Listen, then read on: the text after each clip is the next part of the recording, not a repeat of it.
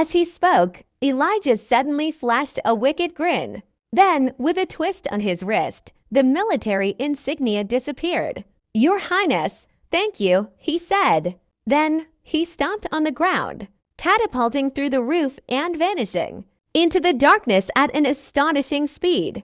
Everything unfolded so rapidly that no one present fully comprehended it, from Elijah taking the military insignia to disappearing. Only 2 seconds had elapsed. In the momentary daze, he, along with the military insignia, was gone.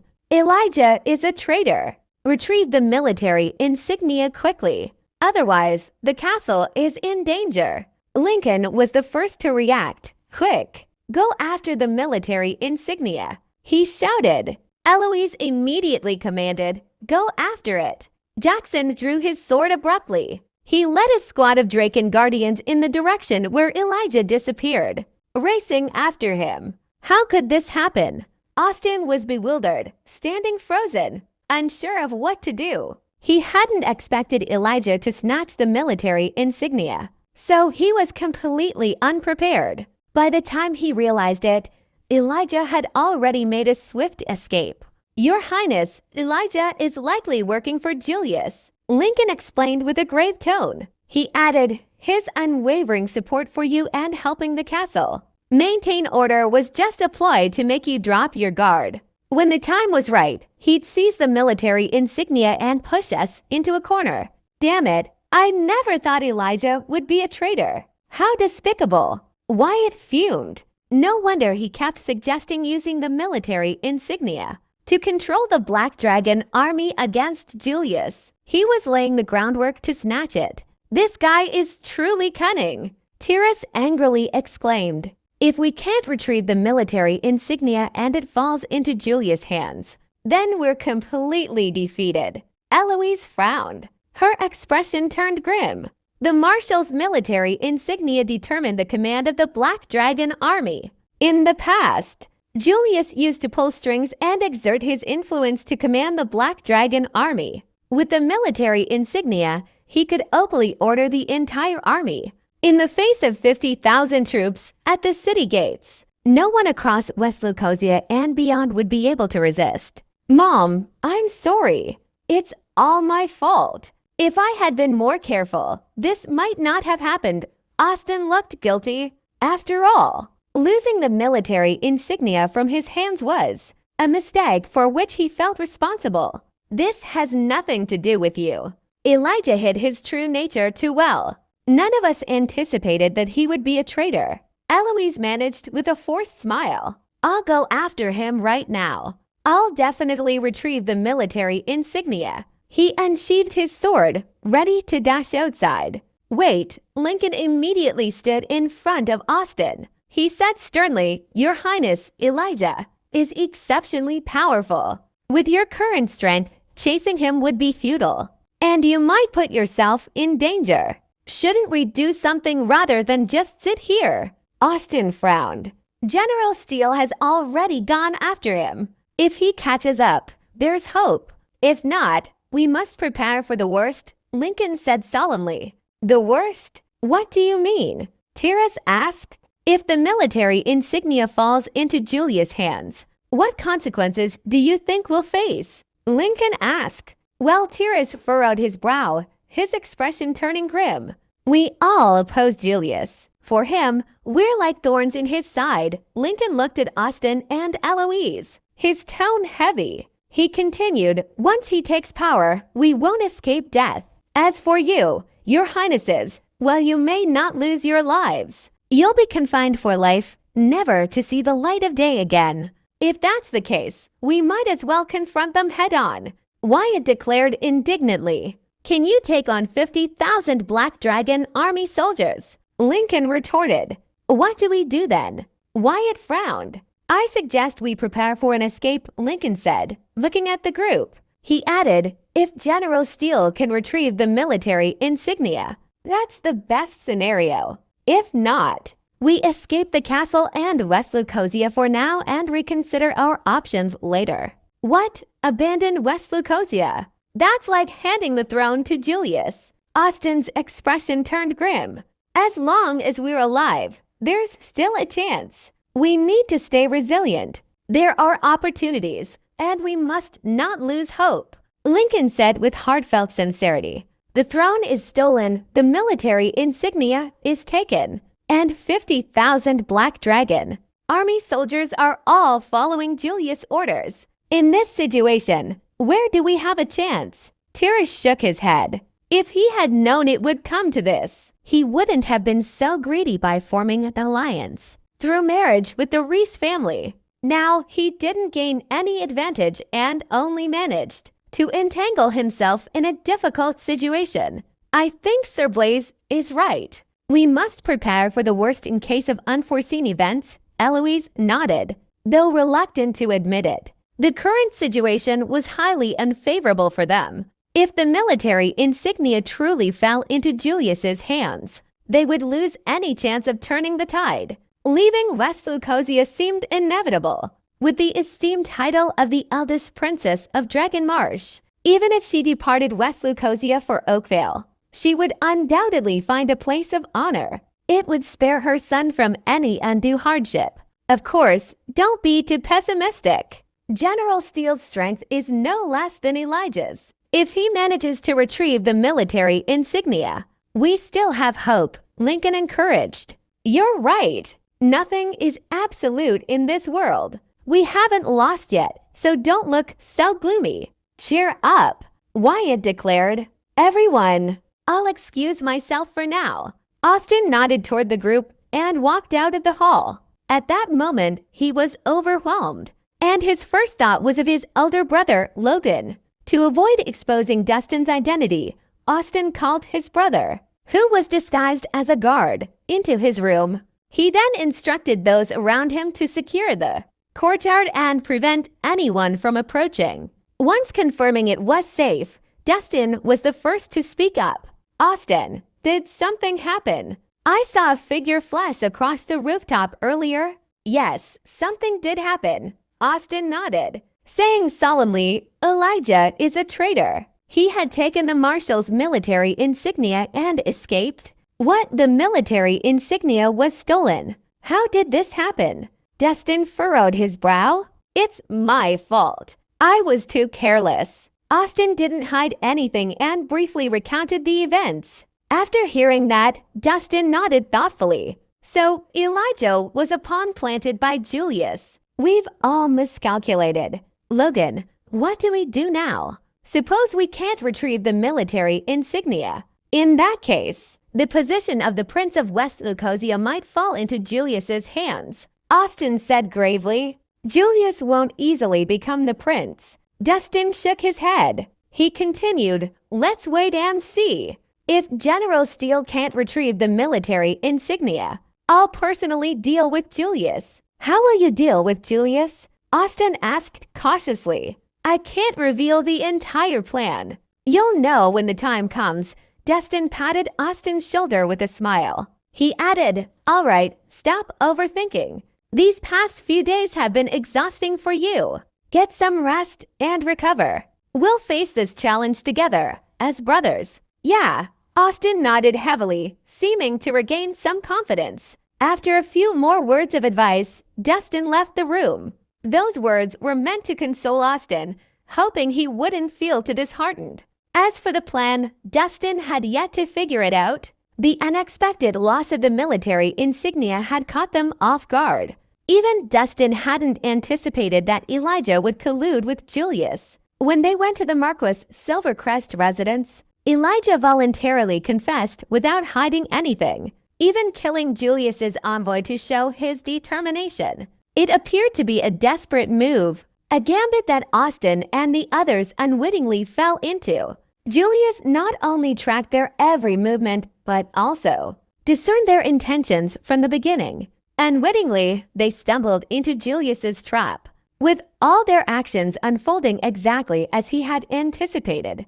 Julius's foresight allowed him to set up this intricate trap, enticing them unsuspectingly and maneuvering them into a precarious position. The ultimate goal was to seize the military insignia. Moreover, Austin and the others' actions led the Volf to the door. falling victim to Julius's scheme and resulting in the loss of the military insignia. Admittedly, achieving the esteemed rank of Grand General Reese in West Lucosia was truly an exceptional accomplishment. However, in the intricate game of strategy, they proved to be inexperienced. Time passed quickly, and dawn arrived. After a night of cleaning, the bodies in front of the castle gates were cleared. However, the bloodstains seeped into the ground and resisted all attempts to wash them away. The forces of the four sovereigns were stationed in the defense camp, not far from the castle, ready to provide support if needed. Due to the loss of the military insignia, most people in the castle had spent a sleepless night. Jackson and the Draken Guardians he led had been chasing through the night but hadn't returned. After breakfast, Eloise gathered the other three sovereigns to discuss strategies and gather information. However, with the situation still unclear, any discussion seemed futile.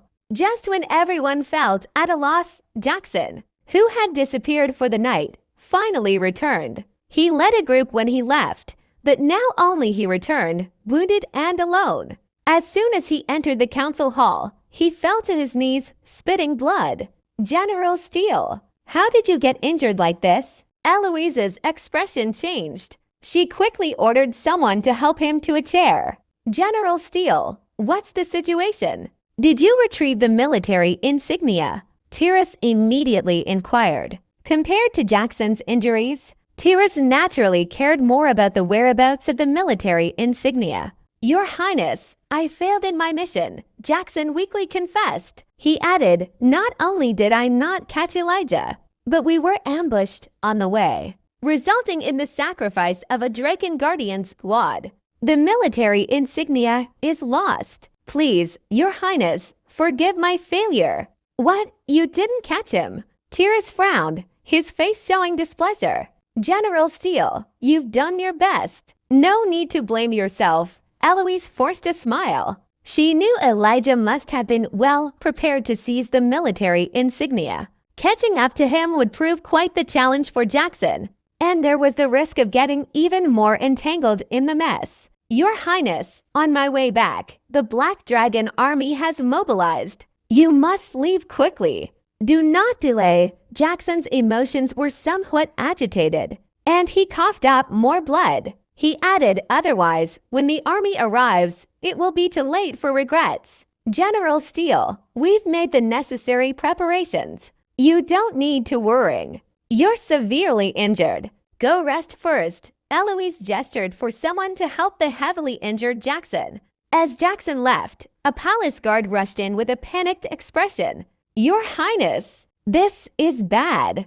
A large number of Black Dragon army soldiers have suddenly appeared at the Celestria gate. They've sealed all the entrances and exits. With these words, the faces of everyone present changed drastically. What? The Black Dragon army sealed the city. How did this happen so quickly? Tyrus's face changed. He nearly jumped out of his seat. They thought they could delay for a few days, but overnight Julius had already brought his army to their doorstep. The efficiency was terrifyingly fast. Quick, assemble the troops immediately. Prepare to escort Her Highness and His Highness out of the city. Wyatt shouted. It's too late. The Black Dragon army has already sealed the city. We can't escape. Eloise shook her head, her expression grim. Despite being mentally prepared, facing this was still hard to accept. We have to try. We can't just sit and wait for our demise, Wyatt urged anxiously. It's futile. She shook her head again. She added, with the military insignia in Julius's hands, our fate is sealed. Instead of scurrying around like mice, it's better to face it head-on, at least with some dignity. Your Highness. Wyatt was about to say more but was interrupted by Eloise. Sir Mitchell, you and your loyal companions are a blessing to West Lucosia, so there's no need to sacrifice yourselves in vain. In my opinion, surrendering would be wiser. We should preserve your lives first. Surrender. Wyatt frowned with a hint of determination in his eyes. Having fought all his life, he had never surrendered.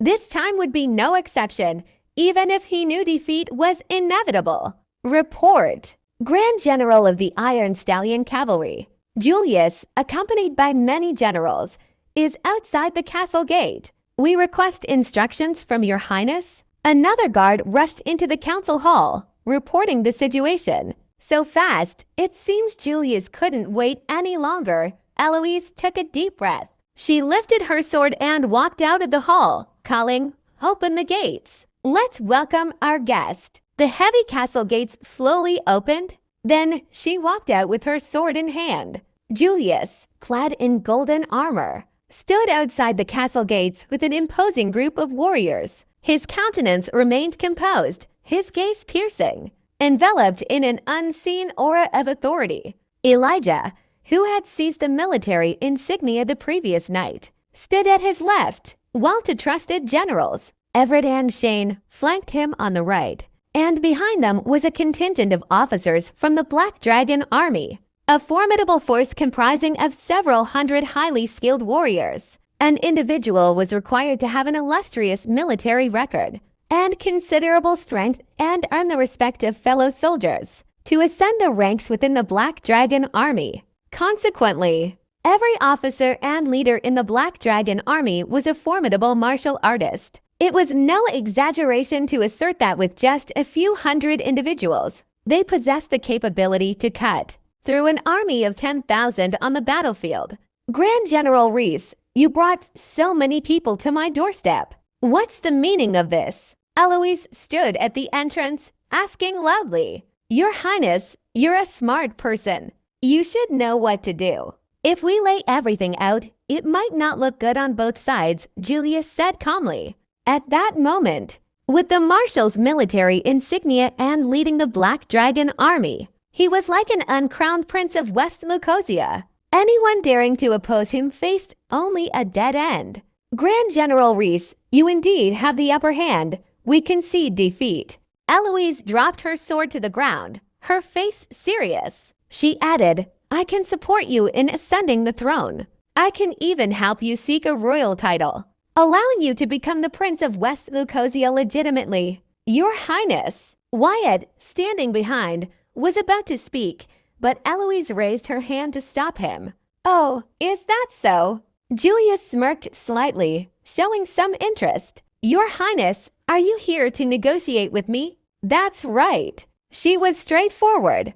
As long as you agree to 3 things, we will all support you as the prince. We will ensure you ascend without a worrying insight. Your Highness, even without your support, I can still become a prince. So what qualifications do you have to negotiate terms with me? He grinned slyly. Grand General Reese, I believe you are someone who values your reputation. Smoothly ascending to the throne without any opposition, isn't that preferable? She stated. Fine, I'll give your Highness some respect and hear what conditions you propose. Julius chuckled. He was in a winning position now. It wouldn't hurt to agree. If he could avoid some trouble by agreeing to a few conditions, provided these conditions weren't excessively demanding. First condition, once you ascend the throne, you must treat all the civilians and soldiers well. West Lucosia has come a long way to reach today. You must cherish the people, Eloise said solemnly. No problem. He nodded and said, once I'm crowned, I will bestow favors and work for the welfare of West Lucosia. A new prince needed to win hearts, so it was necessary to provide benefits. Even without her mentioning it, he would do it. Thus, he readily agreed to this condition. The second condition is that you should show mercy and not pursue the crimes of the affiliated forces of the castle. They were just following orders. She looked at the 3 sovereigns and some castle officers behind her. These people had served the castle loyally, and she felt responsible for protecting them. Accepted. Julius nodded again.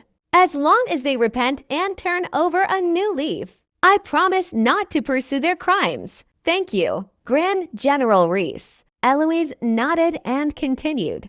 My third condition is to allow my son and me to return to Oakvale.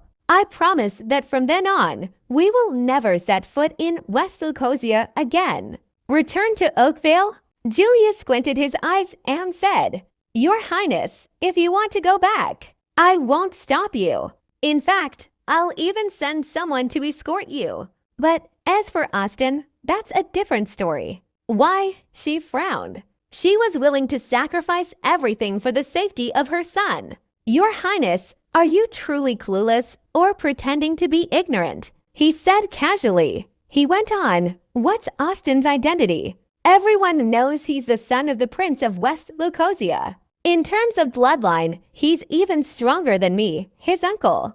Do you think I'd let a potential threat go freely?" He couldn't help but ponder that even though Austen was still young at the moment, he had already demonstrated significant potential. Moreover, being Rufus's descendant, there was an expectation among certain old courtiers for the son to inherit the father's position. While Julius was only assuming the throne now, he knew that allowing Austen to return to Oakvale, amass influence, and potentially stage a comeback would mean leaving behind a substantial threat. So why would Julius willingly create trouble for himself? Grand General Rhys, Austen is still young. He poses no threat to you. Eloise tried to persuade him. She added, "I assure you that after returning to Oakvale, we won't have any other thoughts. We just want to live peacefully for the rest of our lives. This is only your perspective. How can you expect anyone to believe it?" He said indifferently, "I'll repeat it.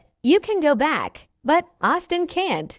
Grand General Rhys, I have only one son. I cannot leave him behind and return to Oakvale alone. I implore you to show mercy." Eloise bowed deeply. At that crucial moment, she had cast aside all concerns for her pride. The sole focus was on extracting Austen from the raging inferno. A sacrifice she deemed worthwhile even if it meant surrendering her own life. "If your Highness does not wish to return to Oakvale, you can stay here," Julius said indifferently. He went on, "I can find a beautiful place in West Lucosia for both of you to spend the rest of your lives carefree. How about that? If you become the Prince of West Lucosia, it might not be appropriate for us to stay here. It would be better if you allowed us to return to Oakvale. That way, everyone would be happy," she suggested. "There's nothing inappropriate about it. Austen is my nephew," he said with a faint smile. He added, "So having him assist me in West Lucosia is normal.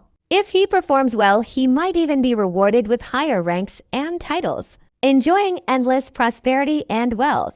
Grand General Rhys, "I beg you, please spare us. Mother and son, for the sake of High Highness." Eloise suddenly dropped to her knees with a thud, surprising everyone. No one expected the dignified Princess of West Lucosia to kneel and plead for mercy. "Your Highness, what are you doing? Please get up." Wyatt's face turned pale as he ordered attendants to help, but Eloise pushed them away. On the other hand, Julius wore a smirk, finding the scene somewhat amusing.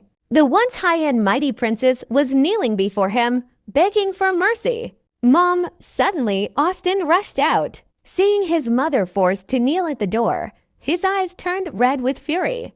"Julius, you scum! How dare you humiliate my mother? Today, I'm going all out against you." He roared and charged forward with his sword. "Austen, stop!" Her face turned pale. She wanted to reach out and stop him, but it was too late. Austen, merging seamlessly with his sword, launched a formidable strike toward Julius, accompanied by a gust of wind.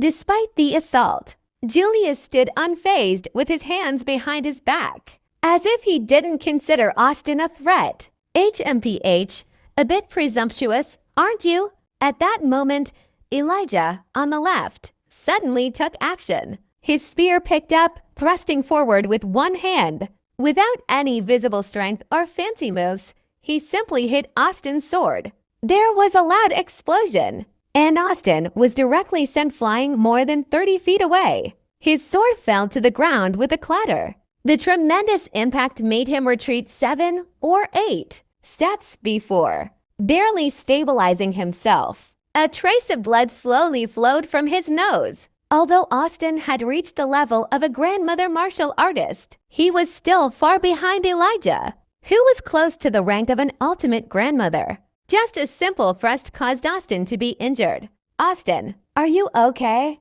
Eloise hurriedly approached and commanded the castle's Draken Guardians to protect her son. It's just a minor injury, nothing serious. Austin wiped the blood from his nose. He took a deep breath, forcibly suppressing the surging blood. He glared fiercely at Elijah and said, Elijah, my father treated you generously. Why are you working for Julius? In West Lucosia, only a few could match Elijah's strength. If Elijah hadn't seized the military insignia last night, Julius wouldn't have been able to advance his forces. Ultimately, the outcome depended on Elijah's choices. Your Highness, the wiser man adapts to circumstances. Grand General Reese is more suited to be the Prince of West Lucosia than you. Is there a problem with me serving him? Elijah asked with a faint smile. I thought you were a loyal subject, but you turn out to be a vile person. Austin accused. The victor becomes the king, and the loser is the enemy. Whether I'm loyal or vile depends on the one who prevails. Elijah shrugged. Even if we lose, I won't let you off easy, Austin declared. He reached out and effortlessly retrieved the fallen long sword with a swift motion through the air, bringing it back into his hand. You want to continue fighting? Elijah shook his head, chuckling. Even if you go all out, it's just a joke to me. Whether it's a joke or not, you'll find out when I give my all. Austin took a step forward, ready to attack. Suddenly, a figure descended from the sky, blocking Austin. It was Dustin, wearing a prosthetic mask. I'll deal with him. You step back, Dustin calmly said to Austin. Austin glanced at Elijah, then at Dustin, and finally stepped back. If it came to a one-on-one fight, Austin knew his brother's strength was no less than Elijah's. So, it's you? Elijah scrutinized Dustin, his face showing a hint of wariness. I always felt you were extraordinary and wanted to spar with you. Now, finally, I have the chance. Marquis of Silvercrest, who is this guy? Julius asked casually. A hidden expert in the castle. Raven and the rest were captured because of him, Elijah explained. Really? I never expected the castle to hide such a character. Julius squinted, carefully examining Dustin. Julius felt it was strange. The face was entirely unfamiliar, yet there was this odd sense of recognition, as if he'd encountered it somewhere in the past. Elijah, you shouldn't have betrayed us, Dustin said, pulling out the celestial sword from his back, his eyes sharp.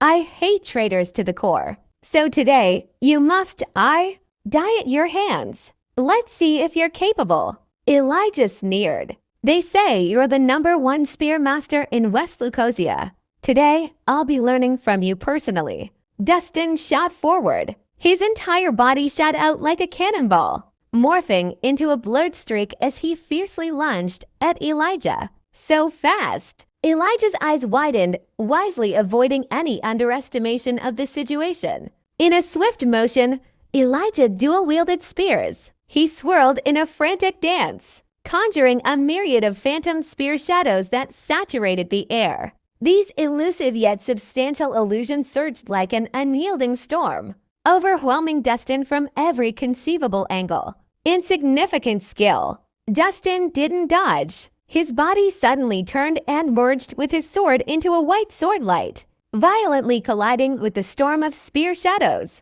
With a series of explosions, wherever the white sword light passed, the spear shadows exploded one after another, completely unable to resist. Elijah himself was forced to step back continuously. Each step left a deep footprint on the ground. Such powerful swordsmanship. While witnessing this scene, everyone's faces turned pale in disbelief. Elijah was among the top 5 in West Lucosia, and his spear skills were unparalleled and unstoppable. Now, a young man was forcing him to retreat repeatedly, which was inconceivable. Who is this guy? He actually pushed Elijah back. That's impressive. Having such formidable strength is mind-boggling at such a young age. He'd undoubtedly be a great asset if we could have him on our side. Don't be so quick to judge. Elijah has yet to show his true strength. the outcome remains uncertain. As the crowd watched the intense confrontation between Dustin and Elijah, they couldn't help but discuss the extraordinary scene. As the top martial artists of West Leucosia, the crowd was familiar with each other's strengths. Hence, they found this mysterious young man intriguing. No one recognized Dustin as if he appeared out of thin air, adding an element of curiosity. Top-notch warriors like him were indeed rare, capable of single-handedly influencing the course of a battle. Austin, where did you find this young expert? I've never seen him before, Eloise asked while supporting her son, looking puzzled. Mom, the time isn't right yet. I can't tell you for now. Austin shook his head. Dustin had been concealing his identity, and today's intervention was a last resort. Revealing his identity now would make him a target in Julius's eyes. Not even me. She grew more curious. Sorry, Mom, I have to keep my promise. He shook his head again. That's fine. I'll ask you one thing, is he reliable? She probed. Absolutely reliable, Austin replied without hesitation. Good, Eloise nodded. He's powerful, slightly surpassing Elijah. If things go south, let him lead you to break out of the city. Mom, he was about to speak when his mother interrupted. This time, you must listen to me. Julius won't let you off, so you must preserve your life. Once you leave West Leucosia for Oakvale, there will be plenty of opportunities for a comeback. Since negotiations failed, Eloise had to find another way out. With the mysterious expert's assistance, along with the Draken Guardians and the 800 warriors, there was at least a 50% chance of successfully escaping. Mom, if I leave, what about you? Austin frowned.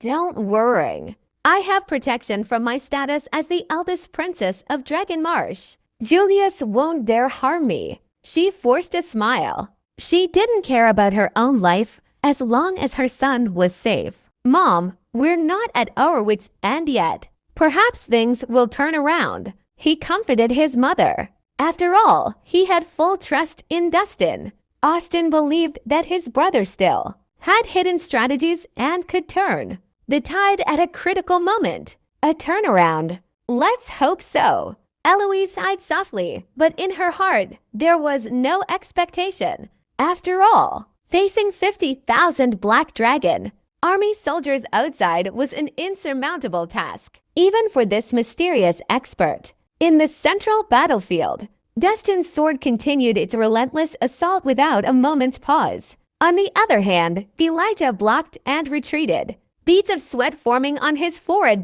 Too. How can this bastard be so strong? The pressure is almost comparable to Seth, the sword whisperer. Elijah's face grew serious, and his brows furrowed. The long spear continued to swing, attempting to stop Dustin's relentless attacks. However, no matter how Elijah's spear technique transformed, the opponent always had a way of deflecting with one sword. It was a simple sword deflection, yet it forced Elijah to continuously step back, leaving him unable to counterattack. He had only felt this overwhelming pressure from Seth, the sword whisperer, many years ago, when he was still arrogant and challenged Seth after breaking through to become a grandmother. Back then, Seth defeated Elijah effortlessly with just one sword. After years of relentless training, Elijah's martial prowess had surged, yet he never anticipated being overpowered by a younger opponent. It was an utterly embarrassing situation. This is beyond insolence. As the situation escalated, he roared in frustration and unleashed a deadly move, swiftly stepping back and turning. He tightly gripped his spear, launching a fierce counter-strike. His entire being pulsated with formidable energy. Astral Crescent Strike. Elijah bellowed, the spearhead vibrating intensely. Countless shadows of the spear shot forth like meteors, carrying a devastating force, all aimed at Dustin. The spear shadows distorted the air and shattered the ground, creating a terrifying spectacle. Dustin was undeterred. He humped and didn't evade. With a swing of the celestial blade, a sharp sword aura burst forth, colliding with the myriad spear shadows. A series of explosions echoed. Destin's sword aura effortlessly crushed all the spear shadows, accurately piercing Elijah's spearhead. Then, a loud explosion followed. Elijah's long spear couldn't withstand the strain, exploding into over a dozen pieces. The powerful shockwave sent Elijah flying several feet away, and he crashed heavily to the ground. Blood oozed from his mouth, and he coughed incessantly. What? While witnessing this, the crowds were horrified. Although they knew Destin had the upper hand, they expected a more evenly matched fight. How did Elijah lose so abruptly and miserably in the blink of an eye? They felt the outcome seemed too sudden. Watching Destin defeat Elijah with a single sword strike, Julius squinted his eyes, his interest piqued. This guy is indeed formidable. If I can recruit him, that would be excellent. It showed prowess with limitless potential, as Destin was able to defeat Elijah at such a young age. With Grand General Reese's reputation, if we reach out to him and promise immense wealth and glory, it should easily win him over, Everett suggested, his words carrying a significant undertone. A talent like this is worth cultivating. Shane nodded. In West Leucosia, where martial prowess mattered, martial strength greatly influenced an individual's future achievements. Elijah staggered to his feet, wiping away the blood from the corner of his mouth. He no longer displayed the calm demeanor from before but wore an expression of shock. He asked, "The sword fighting technique you used is remarkably similar to Seth, the sword whisperer. Who are you? I'll tell you the truth after you're dead." Destin didn't waste any words. With a swing of the celestial blade, he shot forward again, fiercely attacking Elijah. Grand General Reese, save me. In fear, Elijah, disregarding his image as a martial artist, swiftly hid behind Julius, seeking protection. Realizing he wasn't Destin's match, Elijah sought refuge at the fastest speed possible. "Young man, please hold on." Julius spoke loudly, attempting to defuse the conflict between the two. However, Destin showed no response. The celestial blade continued its direct thrust, seemingly determined to fight to the end. Seeing this, Julius furrowed his brows slightly. While eager to recruit the young expert, Julius wouldn't want to keep Destin if he proved uncontrollable. "Someone, take him down." Julius finally issued a command in the face of Destin's unrelenting assault. While it would have been best to recruit such a highly skilled individual, Destin's refusal made him a potential threat that had to be eliminated since there was the risk of him joining the enemy. "Charge!" Everett and Shane both signaled with a wave of their hands. Instantly, hundreds of elite warriors surged toward Destin.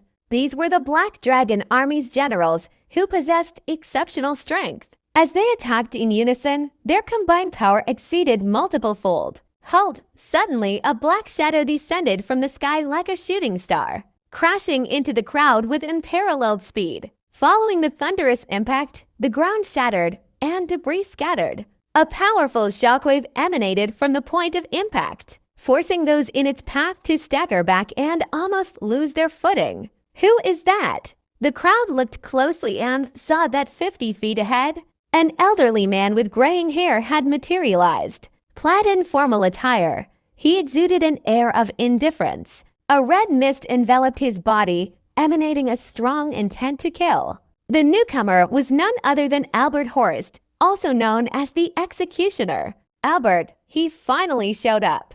Eloise's eyes lit up. Since Rufus' passing, Albert had vanished, not showing himself for several days. Despite their attempts to locate him, there was no sign of his whereabouts. His arrival was indeed well-timed. As one of the 3 great generals of the Reese family, Albert's true strength remained a mystery, while his actual power was unknown. Anyone targeted by him was destined to meet their end. This is fantastic. With Albert here, we now have a fighting chance. Wyatt felt invigorated. Albert was a legendary figure and one of Rufus' most trusted lieutenants. Although he always kept a low profile, no one dared underestimate him. After all, the glory of the Executioner title was earned through the blood of thousands of enemy soldiers. Albert the Executioner, Julius narrowed his eyes, treating the situation with heightened seriousness. In West Lucosia, the person he feared most was Rufus, who had now passed away. And the person occupying the second spot was the seemingly inconspicuous executioner standing before him. His Highness, Prince Rufus, commands the members of the Black Dragon Army to withdraw to the fortress immediately and resume their duties guarding the borders. Albert declared loudly, too. His voice resonated like thunder, asserting dominance over the scene. An order from Prince Rufus. The generals of the Black Dragon Army exchanged shocked glances upon hearing Albert's proclamation, summoned through the military insignia, a command bearing the Grand Marshal's insignia was equivalent to a personal order from the prince. As soldiers, they were duty-bound to obey Julius' commands. Now they were left perplexed by the unexpected order from Prince Rufus. HMPH, an order from the prince. What utter bullshit! Julius took 2 steps forward, his tone cold. Albert, the prince, has long passed away, so where did this order come from?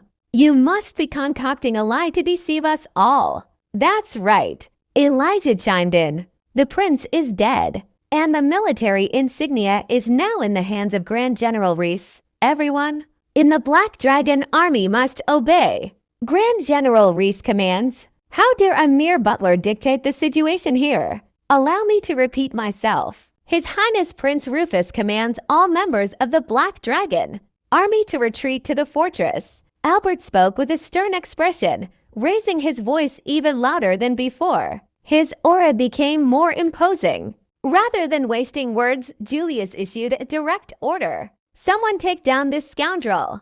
If Julius allowed Albert to continue his speech, it could potentially affect the army's morale. The generals of the Black Dragon Army exchanged hesitant glances. Albert had once been the Grand General of the Black Dragon Army, and his reputation was second only to Prince Rufus. After suppressing the West, he had decided to retire from the front line. Yet, some of the older generals remembered his illustrious legacy and held great respect for him. What's the matter? Have you all lost your hearing? Or are you planning to defy orders? Julius took out the marshal's military insignia and brandished it high above his head as he spoke. He shouted, I have the insignia with me. Who dares disobey me? When the generals saw the military insignia, they no longer hesitated. They swiftly drew their swords and surrounded Albert. However, Albert just stood there with his hands behind his back, projecting an air of indifference and fearlessness. I'm right here.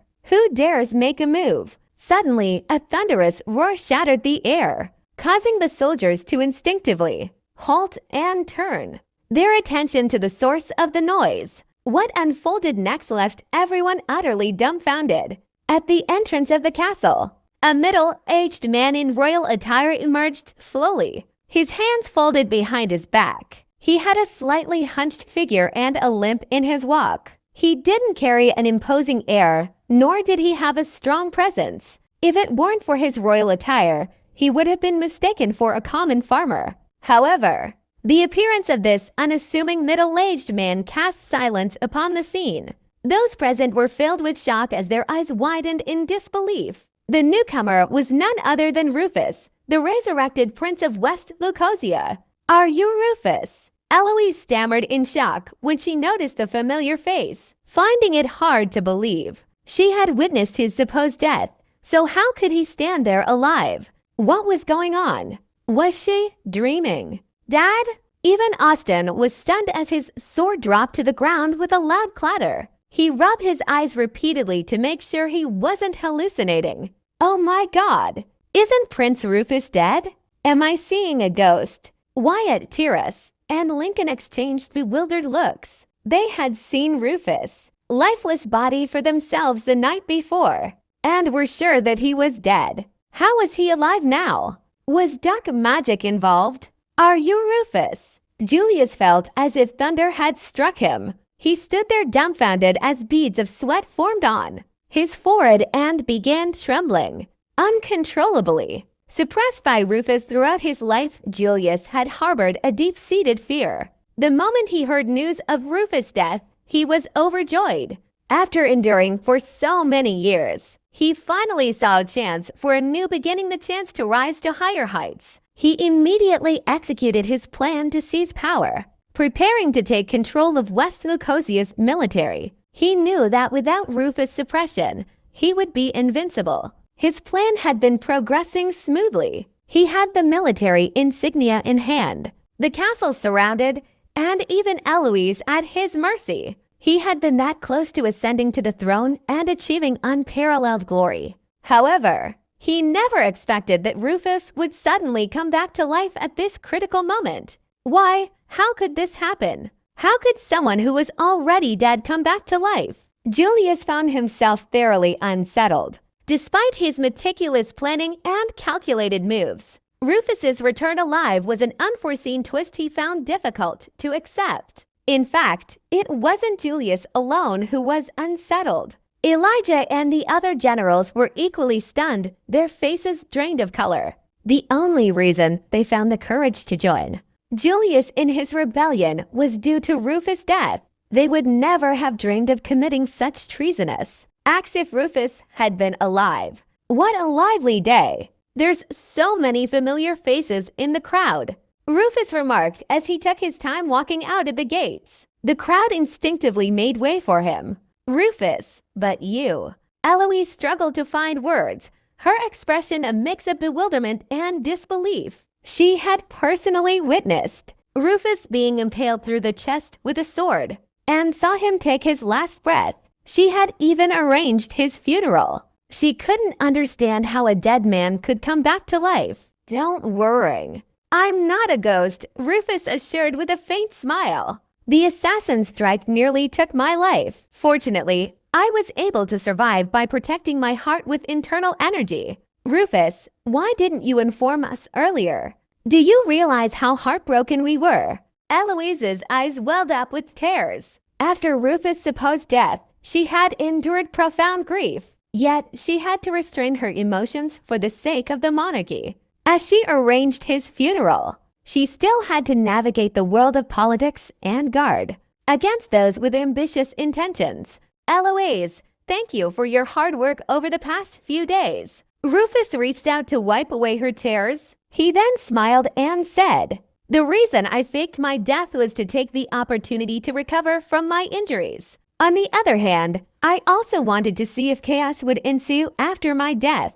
As he said this, his gaze suddenly shifted over to Julius and his cohorts. Unfortunately, things did not unfold in the right direction. Some of you have truly disappointed me. After the attempt on his life, Rufus decided to turn the tables and fake his death to gauge the reactions of those around him. Unexpectedly, the monarchy underwent a significant transformation in just a few days, and at the same time, it revealed the true colors of those harboring sinister motives. Given the current circumstances, he had no choice but to reveal himself and put an end to the unfolding drama. "Dad, I'm glad you're okay." Austin's initial shock transformed into excitement. He then reported, "While you were recovering from your injuries, Julius had joined forces with the Northern for Sovereigns and started a rebellion. He even seized the Marshal's military insignia. His actions are audacious. I'm already aware." Rufus nodded and gazed calmly at Julius. "Julius, as the Grand General of the Iron Stallion Cavalry, you wield unparalleled authority. Was that not enough to satisfy your ambitions? Why did you stray down this misguided path? Do you know how many lives have been lost because of your actions?" Julius' face darkened, and he remained silent. Whether it was due to nervousness or fear, his body trembled slightly, and the sword in his hand wobbled. "Julius, we're family. As long as you put down your sword, I will spare your life. Why didn't you just die? You're clearly gravely ill and on the brink of death. Why are you still occupying the throne?" Julius gritted his teeth as his eyes turned bloodshot. He looked somewhat frightening. "Julius, I know you all too well. While you're extremely talented in both the literary and martial arts, you lack a compassionate heart. You're also ruthless in your ways. That is why you are not suited to be the prince, and also the reason You will never be the prince, Rufus explained bluntly. Nonsense! Julius suddenly roared. You've been the prince for decades. Once you die, it'll be my turn next. Who else is more fitting than me throughout West Lucosia? I've already decided the next in line for the throne, and it isn't you. Rufus shook his head. You've decided. Julius laughed manically. Julius scoffed with arrogance. Austin is just a childish brat. How can he compare to me in terms of talent, ability, and prestige? What makes you think he's worthy of taking the throne from me? Rufus responded calmly. I don't mean Austin. Who else could it be if not Austin? You can't still be pinning your hopes on Logan, who has disappeared for 10 years. We don't even know if he's still alive. How can you think of passing down the throne to him? Are you out of your mind? Julius mocked. How dare you? Albert was about to retort when Rufus raised a hand to stop him. Compared to Julius' roaring madness, Rufus remained unusually calm. Julius, I can only tell you that Logan is still alive and doing well. He's far more outstanding than I was back then, and is much more suitable to be the prince, Rufus stated earnestly. So what if he's not dead? Considering his age, Logan is only a few years older than Austin. In the end, he's still an inexperienced brat. As for me, I have extensive experience on the battlefield, and the prestige I've earned among the military and civilians surpasses Logan's by 1,000-fold. In a fair competition, he wouldn't even be worth mentioning before me. Julius screeched. He never took the Reese family's Kieran seriously. If it weren't for Rufus' support, suppressing Logan would have been as effortless as swatting a fly. Julius, your arrogance blinds you to the reality that there will always be someone superior out there. Rufus looked at him in pity. You should expand your horizons, Julius. Don't just confine yourself to the world of West Lucosia. The world is much bigger than you think. Enough of your nonsense. You're just selfish. Julius' disdain was evident as he roared. You preach about serving West Lucosia and its people, but all you care about is your son. In your opinion, the throne is only meant for your son to inherit. Just admit it. You're just a hypocritical egoist. You're right. My actions are influenced by personal considerations, but they are rooted in the pursuit of the greater good. Rufus continued calmly. If either of my sons were incapable or unfit for the throne, I would never allow them to inherit it. Hemph, all this righteousness is just a guise for your children's benefit. Julius' face darkened. If you truly cared for the country and its people, you would step down from the throne and let us compete on equal grounds. So, a fair competition is what you desire. Unexpectedly, Rufus nodded. Very well, today. I will grant you the chance to engage in a fair competition with my son. A fair competition. Everyone exchanged surprised glances. They never expected Rufus to agree to Julius' idea. Rufus had already turned the situation around. All he had to do was command the generals of the Black Dragon Army to capture Julius and put an end to this crisis. Instead, he offered Julius a chance to turn the tables, leaving everyone confused. Eloise was about to say something when Rufus raised a hand to stop her. It's fine. I know what I'm doing. Rufus, are you really going to allow your son a fair competition against me? Julius was taken aback. He had been ready to fight to the death, but he never expected Rufus to allow him a fair fight. What was this bastard up to? Since you want a fair fight, I'll give it to you. I'm going to make you accept defeat on your own terms, Rufus said calmly. You've said it. Julius' eyes narrowed slightly with a touch of satisfaction. He continued, in West Lucosia, we value martial prowess. To become the prince, one must prove their skills. Let's settle this according to military rules. The winner will rightfully ascend to the throne. Julius Reese, your audacity knows no bounds, Eloise exclaimed in response. You've spent years on the battlefield, showcasing impressive martial skills. In West Lucosia, few can rival you. How is it fair if you're tailoring the duel to your own strengths? In this world, strength reigns supreme. especially in West Lucosia. How can one command the loyalty of thousands of soldiers without formidable skills? Don't tell me you believe a feeble scholar is fit to be the prince of West Lucosia, Julius asserted solemnly. That's right. We will never accept a weakling as our prince, Elijah added. If the strongest automatically becomes king, then the world would have descended into chaos long ago. Eloise countered. I can't speak for the entire world, but to earn respect in the Black Dragon Army, a person must either possess formidable skills or boast numerous military achievements. Julius sneered. If we base our competition on military achievements, the combined efforts of both Logan and Austin wouldn't even amount to half of mine. That was why I proposed a martial arts duel to determine the winner, through pure skill. Eloise was about to retort when Rufus intervened.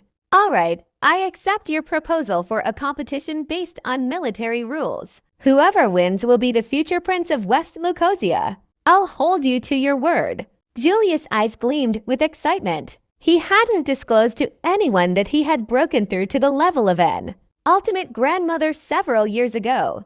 With his current skills, he had 60% confidence in defeating Albert the Executioner. As for Austin and the long-lost Logan, Julius believed they wouldn't stand a single chance against him.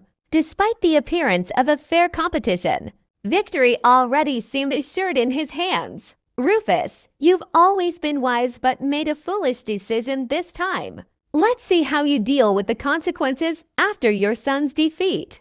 Julius sneered inwardly. He wasn't concerned about Rufus regretting his decision, as many Black Dragon Army soldiers were present. Going back on his word would result in him losing all respect. Simultaneously, Julius could seize this opportunity to consolidate support and establish his own prestige. Austin, how about it? Are you willing to give it a try? Rufus turned his attention to Austin. How does Julius compare to Elijah?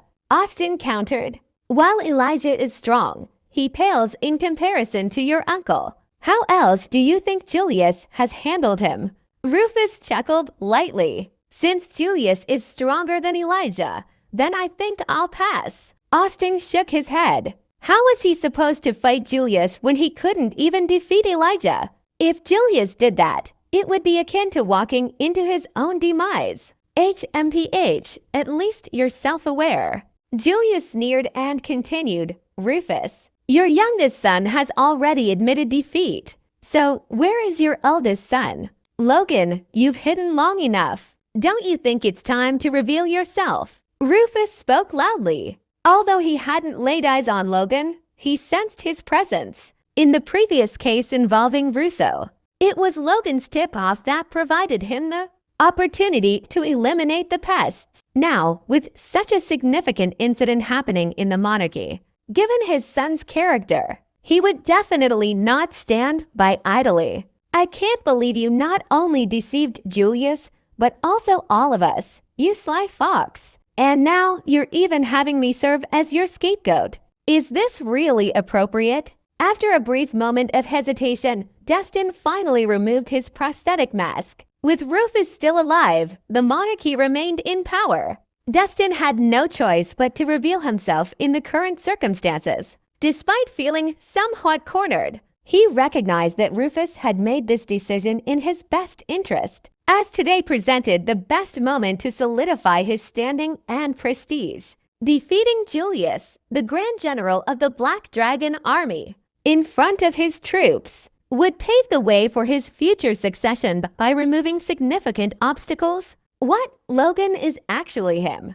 The revelation of Destin's true identity left everyone in shock. No one had anticipated the mysterious and skilled master who defeated Elijah earlier to be the Kirin, who had been missing for a decade. The impact of this revelation rivaled that of Rufus' resurrection. It seemed cunningness ran in the family, with both father and son proving to be masters of surprises. It's you. How is that possible? Julius' expression conveyed shock. He had thought Logan was gone for good, never expecting him to be so close. Moreover, he lacked confidence in securing a sure victory based on the skills Logan displayed earlier.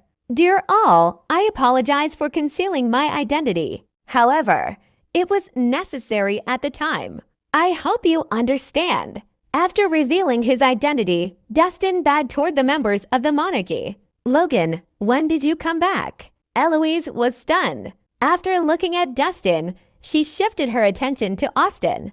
Austin smiled awkwardly, pretending not to notice. I've been back for a few days now. I heard the monarchy was facing a crisis, so I helped out in secret. But due to certain reasons, I couldn't expose my identity. Unfortunately, I was still unable to hide it from this sly fox. Dustin swept a gaze over to Rufus, his expression reflecting various emotions. When he had heard the news of his father's supposed death, he had struggled to contain his emotions. However, it all turned out to be part of Rufus' elaborate scheme. Rufus had orchestrated his own death as a way to lure out those with ulterior motives and eliminate them. Dustin had to admit that it was a cunning move. It was so well executed that it even deceived those closest to him. Although Julius excelled in both civil and military affairs and had remarkable strategic acumen, he remained significantly outmatched by the visionary Rufus. Whether orchestrating his fake death or meticulously planning this duel, Rufus had manipulated Julius unwittingly from start to finish. This was Prince Rufus of West Lucosia's strategic depth. You rascal! You've been back for a while but never showed yourself. How could I have drawn you out if not through some clever means? Rufus grumbled.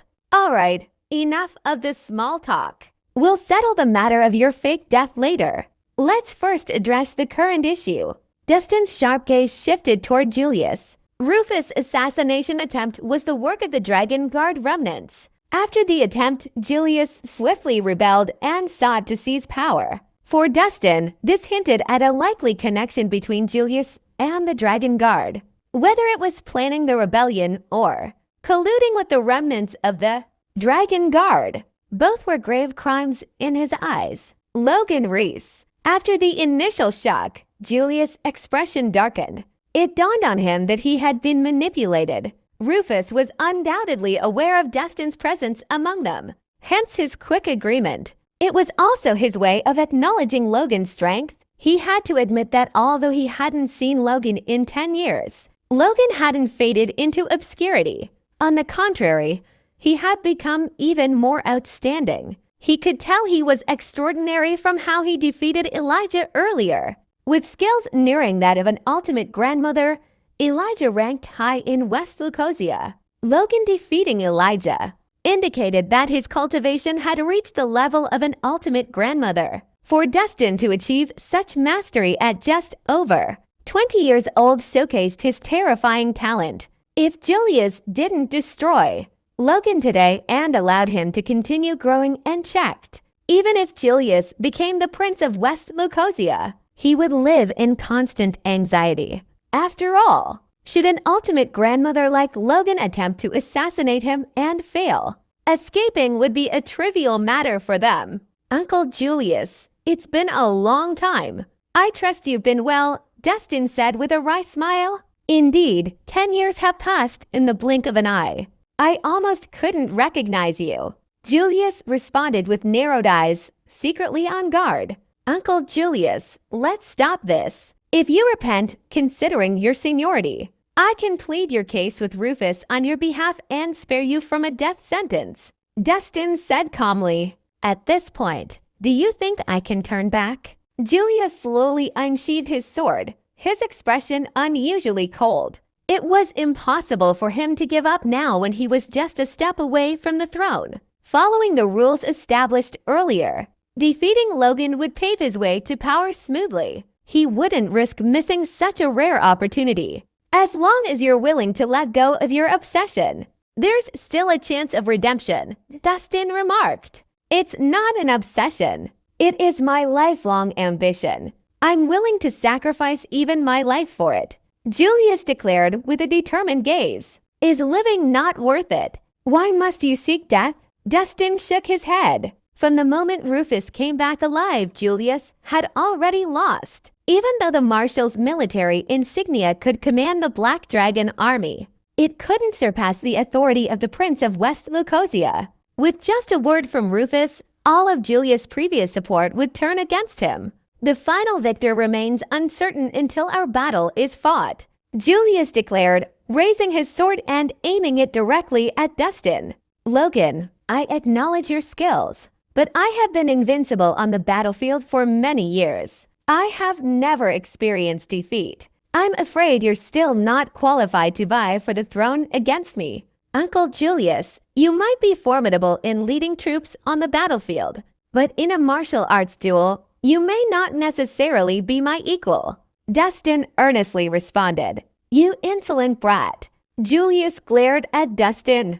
Even though we're both ultimate grandmasters, I refuse to believe that a brat like you will defeat me when I have decades of experience. Since you're so stubborn, don't blame me for disregarding seniority. Please. With a single outstretched hand, Destin made a gesture for him to strike first. Behold my blade. Without hesitation, Julius propelled forward with a tap of his feet, launching a fierce assault. Julius' swordplay exhibited swiftness and strength, with each strike aiming at vital points with deadly precision. Despite the lack of elaborate techniques, it was highly practical, leaving no vulnerabilities. Julius was blessed with innate talent. With his years of battlefield experience and the integration of various refined sword techniques, Julius could be described as having mastered all schools of martial arts. Having said all imperfections, he had forged a unique sword technique of his own.